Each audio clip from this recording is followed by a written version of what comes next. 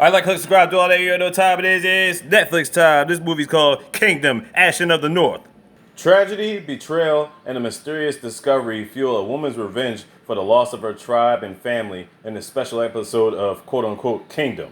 So this is based off a series called Kingdom I watched over like 2 or 3 months ago. It's about 2 seasons in. This movie just came out. It's about an hour 33 minutes long. Spoiler alert, let's get it. So it starts off, we see a deer just looking for food, and it ends up spotting this plant.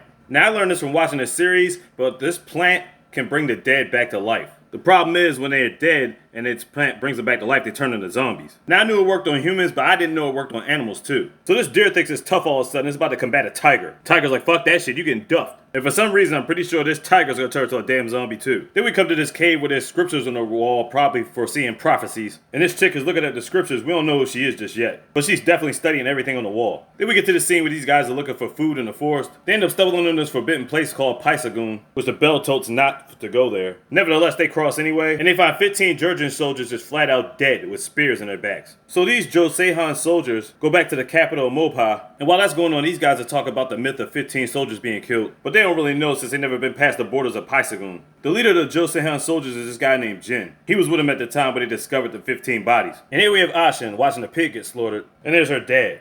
Now she has talks with her dad. Apparently her mom is dying. They don't know what from, but apparently she don't have long. She's basically been bedridden for the time being. And Jin comes back to the village. Her dad is giving her prized possessions to Jin. He was hoping to be a leader of a squadron one day or some type of politician. Anything he could do could pay back the Josehan community. But no matter how much loyalty he gave, they were never going to make him higher ranking, and he was stuck being a lowly servant. Later on, we see that they collected all the 15 dead bodies, and they're going to try to convince the Georgian clan that a tiger was the one that killed all of them. And considering at this point they don't know anything about the flowers and zombies yet, they know the Georgian clan is not going to believe this shit. But they're trying to keep the peace because they don't want to go to war with the Georgians again. Especially after they had a bunch of spears poked into them. So he goes and talks to one of these generals named Oroku. He doesn't really come out and say it, but Oroku gives Jin some type of indication that he could have possibly killed the 15 people. He's not admitting it, but he's not denying it either. So Jin tells him to lay low and don't cause no trouble. So to get rid of the evidence, they burn all the bodies. Apparently for some reason the Georgians were out at night. They don't know what was going on, but they were watching smoke from a distance. Then we get back to Ashin and her dad. And because he's willing to do anything for Jin and the Joseon clan, he's going to be an undercover spy to see what the Georgians are up to. It's a dangerous mission, but he's willing to take the risk. He tells Ashin to watch over the people and he'll return soon. See, the Joseon clan and the Georgian clan are separated by this big ass river. Meanwhile, Ashin's back in the community, trying to take care of her mom who's getting worse and worse by the day. So she sets out on her own to accomplish something.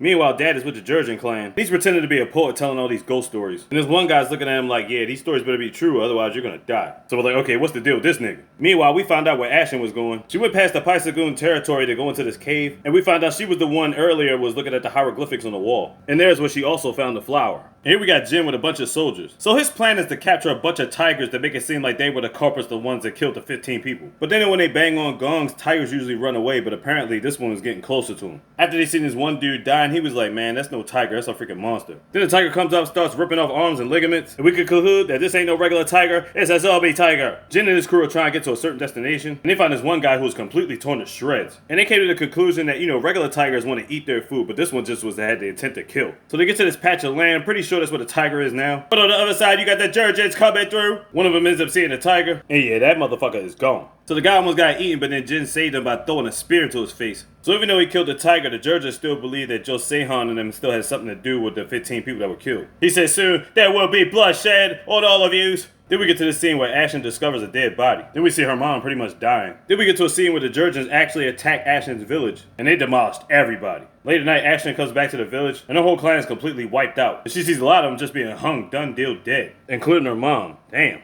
Yeah, man, that was some ruthless shit. So as a sole survivor, she's basically on her own, and she goes to one man for help, Jin. And she finds out her father never made it back from a mission, so she's assuming that he's dead. She wants to help in any way she can to help avenge her clan. So he takes her in, gives her a place to stay. So it's basically like a little shack. I mean, it's better than wandering around in the cold. Living with the pigs. So she basically cleans up, hunts for food, stuff like that, and practices on her arrow skills. And she's pretty good for her age. And over time, she's gonna get a lot better. Over time, they actually used her on missions to be undercover. As she got older, it became very easy to hunt wild game. And yes, she was still living with Jin at the same spot at the Josehan clan. This one guy tried to come in and try to have his way with her, but she ain't having that shit. But he convinced her like, basically, if you kill me, you'll be shunned away by the Josehan community. And because she's not ready to be on her own yet, she spares him. Back to more training and more undercover work. So Jin's gonna need Ashin to go on a special mission soon.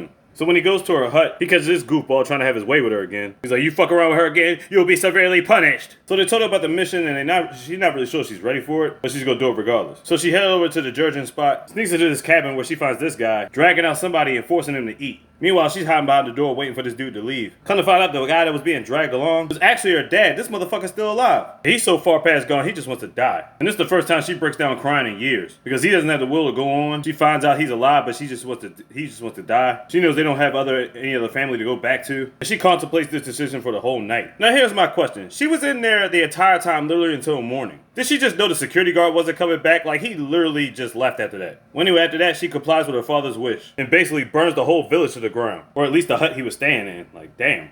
Then as she's coming back to the Josehan village, she sees Oroku and the clan coming out. I don't know if they setting up for something. There's a bunch of niggas. And she notices the type of arrows that he's carrying. And then Ashin has a revelation. Those are the same arrows on the deer that she saw when she was little. And also traces were on the area where the 15 people were killed. There was pieces of feathers in that area. So she's thinking to herself, something's up. So she sneaks into the headquarters at night, goes through some scrolls, and she finds out that the two surgeons that were talking about bloodshed, they never made it back to that clan. We found out that Oroku did kill the 15 people, and because they didn't want any bloodshed, Jin made a deal with the Kurgans to sacrifice Ashin's village. Holy shit. So basically, it's Jin's fault that her entire village is gone. And had she not been in the forest, she would be dead too. Now think about how she's feeling. Jin took her on as a pupil throughout all this time, knowing that her father died and her clan died all because of Jin's actions. He sacrificed her clan to save the community. Damn.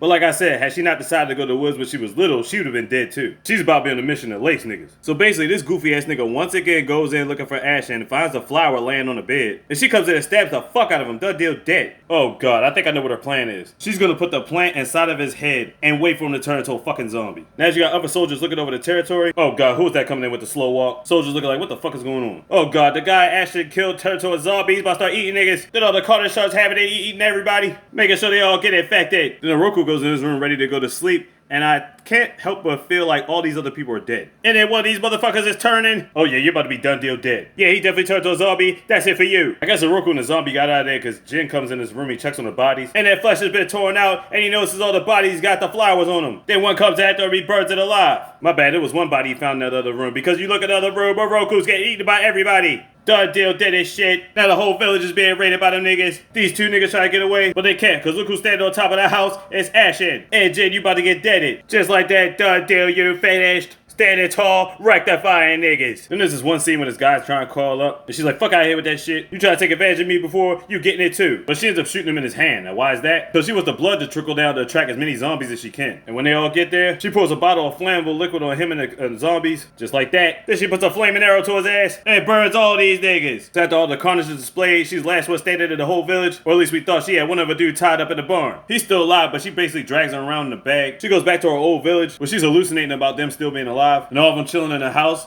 Come to find out, they're all freaking zombies that she revived. They're all in chains. And the guy she has in the bag is gonna be a sacrificial lamb to them. Basically lunch. Yeah, it's some wild shit, man. Then she makes a vow that she would kill both clans and basically the entire country. Then we get to a scene which is basically like the first episode of the actual show Kingdom. The high priestess and everybody shows up. And this is when he's asking her about the flower. She basically explained everything to him. She knew how to do this shit when she was a kid. But like I said, I really need you to watch the show before you watch this movie, but you can still watch the movie. The last scene we see is her and a bunch of children coming out to meet her. These motherfuckers standing on horses just sitting there like, yo, what's good? Keep in mind, there's about 10 of these niggas there. She's about to launch a fucking arrow. This dude's the leader of the surgeons, just looking like he's deaf in his face. And then she fires at him. So that's how everything got started.